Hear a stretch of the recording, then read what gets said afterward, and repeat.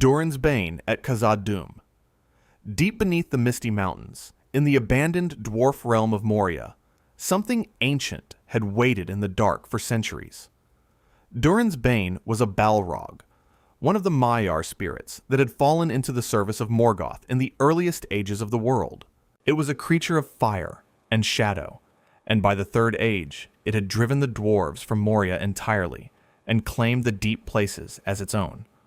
On the night the Fellowship passed through Moria, they encountered it on the bridge of Khazad-dûm, a narrow stone span crossing a vast underground chasm.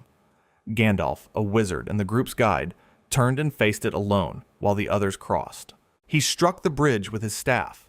The stone cracked and gave way beneath the Balrog's weight. The creature fell into the darkness below. But as it fell, its whip lashed out and caught Gandalf.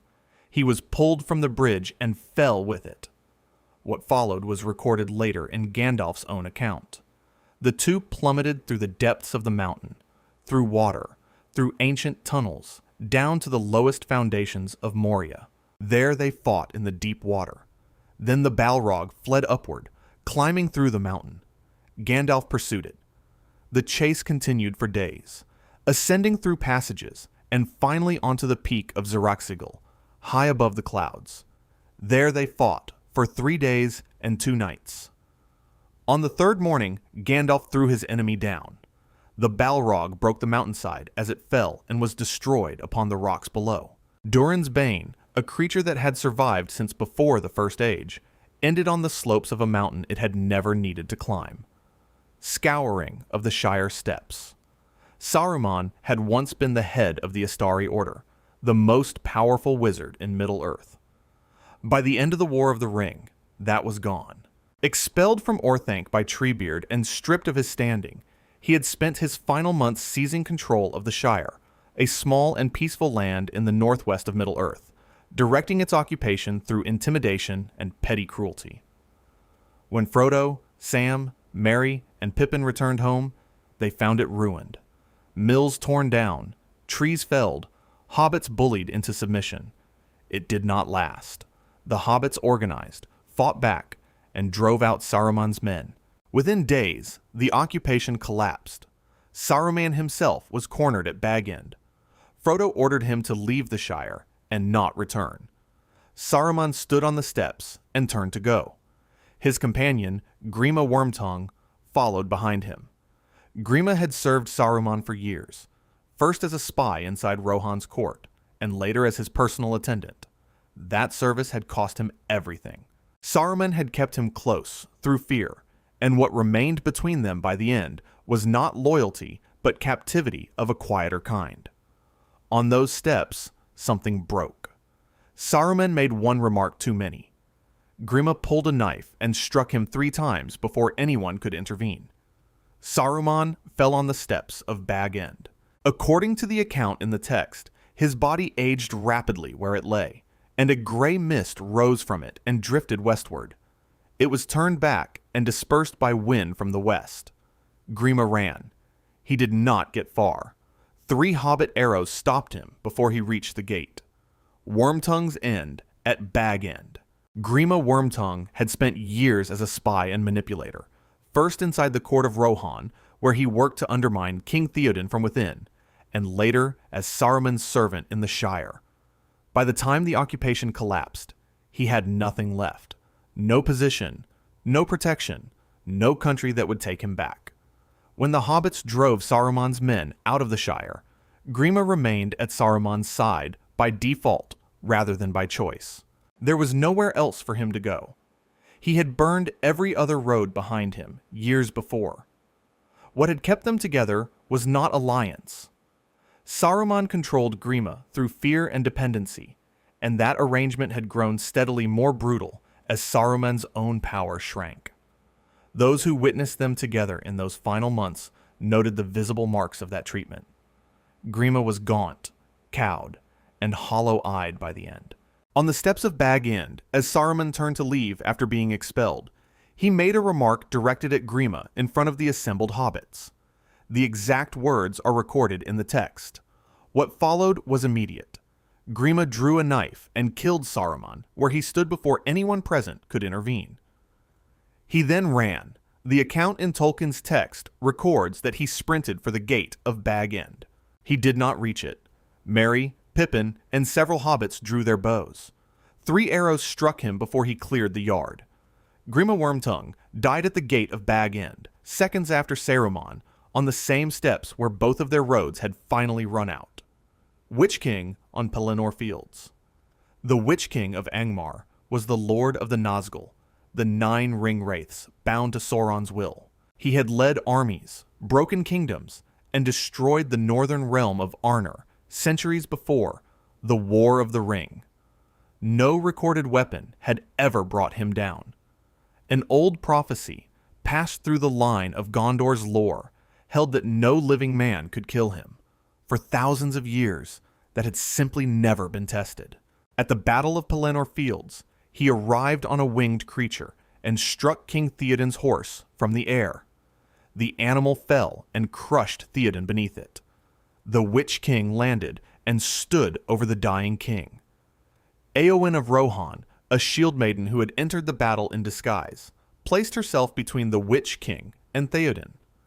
The exchange that followed is recorded in Tolkien's text. The Witch King struck her shield with his mace and shattered it, breaking her arm beneath it.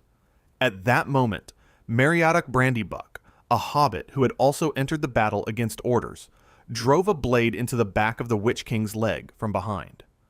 The blade was described in the text as one forged long ago with specific purpose against the servants of Sauron, and it broke apart on impact. The wound brought the Witch King to his knees. Eowyn drove her sword into the space between his crown and his mantle. What the text records next is observable rather than anatomical. The crown fell empty. The mantle collapsed. A cry was heard across the battlefield. Nothing remained of the Witch King where he had stood. A creature that had endured for thousands of years left behind only fallen armor and silence. Shelob wounded in Cirith Ungol. Shelob was described in Tolkien's text as the last child of Ungoliant, a creature of immense age that had made her lair in the tunnels of Cirith Ungol, the mountain pass leading into Mordor. She was enormous, many-eyed, and had inhabited those passages long enough that Sauron himself simply worked around her rather than attempting to remove her. Orcs feared her. The pass was known for disappearances. She was not a servant of Sauron in any organized sense. She simply hunted, and the pass gave her a steady supply. Gollum led Frodo and Sam into her tunnels deliberately. Frodo was caught first. Shelob bound him in her webbing and stung him with her stinger, injecting a paralyzing venom. By the time Sam arrived, Frodo was motionless on the ground, and Shelob was moving to drag him away. Sam attacked her directly. He drove the blade sting upward into her underbelly as she bore down on him. The text records that she reared back from the wound. Sam then held Sting point upward, and Shelob's own weight drove her further onto the blade as she pressed forward. He also used the Phial of Galadriel against her eyes. The light drove her back. She retreated, wounded, into the darkness of her tunnels. What the text does not record is what happened next. Tolkien wrote that her fate after retreating is not known, whether she died from her wounds in the deep passages of Cirith Ungol or survived and remained there.